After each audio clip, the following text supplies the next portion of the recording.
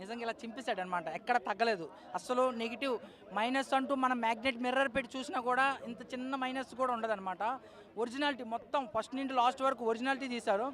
ఇంక బోయపాటి గారు బాలకృష్ణ కాంబినేషన్ అంటే మనము బిఫోర్ క్రైస్ట్ ఆఫ్టర్ క్రైస్ట్ అని కాలాన్ని ఎలా లెక్కిస్తామో అప్పట్లో బి గోపాల్ ఉండేవారు. ఇప్పుడు మళ్ళీ బి గోపాల్ తర్వాత బోయపాటి, ఆఫ్టర్ బోయపాటి విత్ బాలకృష్ణ ఆ కాంబినేషన్ అయితే ఎక్సలెంట్ అన్న, ఎక్కడ తగ్గలేదన్నమాట.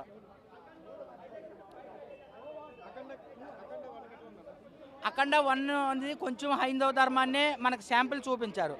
సో ఇందులో అయితే కంప్లీట్ ఫస్ట్ నుండి లాస్ట్ వరకు హైందవ ధర్మాన్ని మనం కాపాడితే మనల్ని అది కాపాడుతుంది అనేది ఫుల్గా చూపించారు.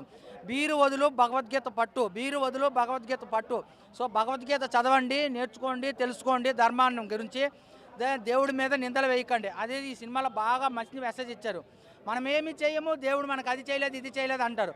మనం ఏదైనా చేస్తే అదే మనకు కర్మ అనే రిటర్న్ వస్తుంది. సో మనం ఏమి చేయకుండా దేవుడు చేయలేదు అనేది నేను దేవుడి మీద అక్యూజ్ చేయడం కరెక్ట్ కాదు. మనము చెయ్యాలి, ఫలితం దేవుడి నుండి ఆశించాలి. మనం చదవకుండా ఎగ్జామ్లో పాస్ అయిపోవాలని చెప్పి దేవుడిని కోరుకుంటే అవ్వదు. మనం చదవాలి, ఎంత కెపాసిటీ ఉంటే అంతవరకు చదవాలి, దేవుడిని అడగాలి. సో దేవుడు బ్లెస్సింగ్స్తో జరుగుతాయి ఏదైనా సరే. ఆ గాలి అయినా అగ్గి అయినా పంచిపోతాలు ఏదైనా సరే దేవుడు ఉన్నాడని ప్రూవ్ చేశారు సినిమా ద్వారా.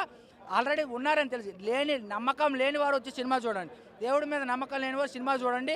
సినిమా చూసిన తర్వాత మీరే చెప్తారు దేవుడు ఉన్నాడని. ఇలాంటి సినిమాకి రేటింగ్ అడగకుండా మంచి మెసేజ్ సినిమా అన్న. వేరే సినిమాతో కంపేర్ చేయకండి, కలెక్షన్లో కంపేర్ చేయకండి.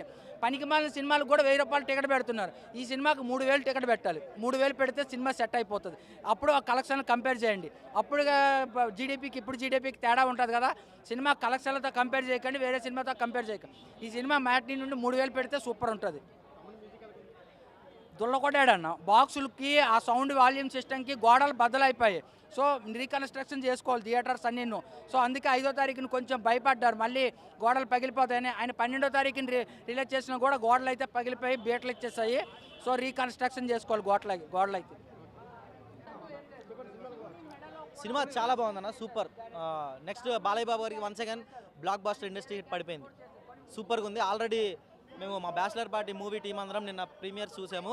అండ్ ఇప్పుడు మళ్ళీ సెకండ్ టైం చూడడానికి వెళ్తున్నాం. సినిమా చాలా చాలా బాగుంది. ప్రతి ఒక్కరు థియేటర్కి వచ్చి సినిమా చూడండి. ఏంటండి సినిమాలో ఫస్ట్ ఆఫ్ ఆల్ సనాతన ధర్మం గురించి చాలా బాగా చూపించారండి. ఈ మధ్య చాలామంది సనాతన ధర్మం గురించి మీడియా ముందుకు వచ్చి కొంచెం కించపరిచి మాట్లాడుతున్నారు. సో సనాతన ధర్మం విలువ తెలిసేలా బోయపాటి గారు మంచి మంచి డైలాగ్స్ అయితే పెట్టారు. యాక్షన్ సీక్వెన్స్ అయితే నెక్స్ట్ లెవెల్లో ఉన్నాయి. అట్ ద సేమ్ టైం ఆది పెనిశెట్టి గారి పర్ఫార్మెన్స్ అక్కడక్కడ ఉన్నా సరే చాలా బాగా చేశారనమాట. అండ్ స్పెషల్గా మనం మాట్లాడుకోవాల్సింది మన నందమూరి తమన్ గారి గురించి మాట్లాడుకోవాలి.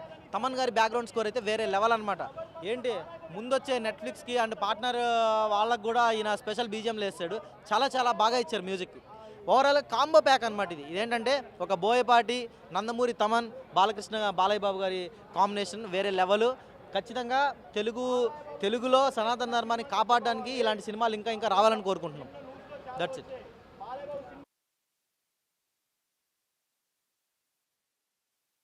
ఒక్కసారి మళ్ళీ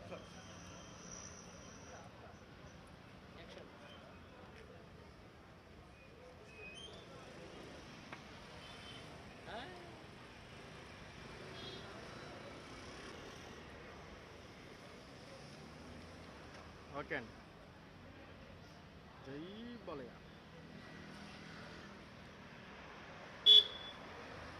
ఓకే.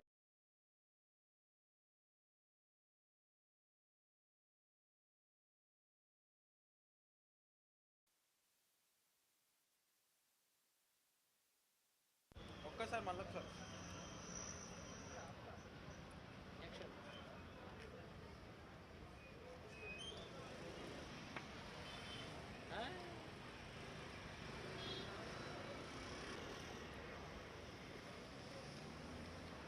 ఓకే అండి. జై బాలయ్య.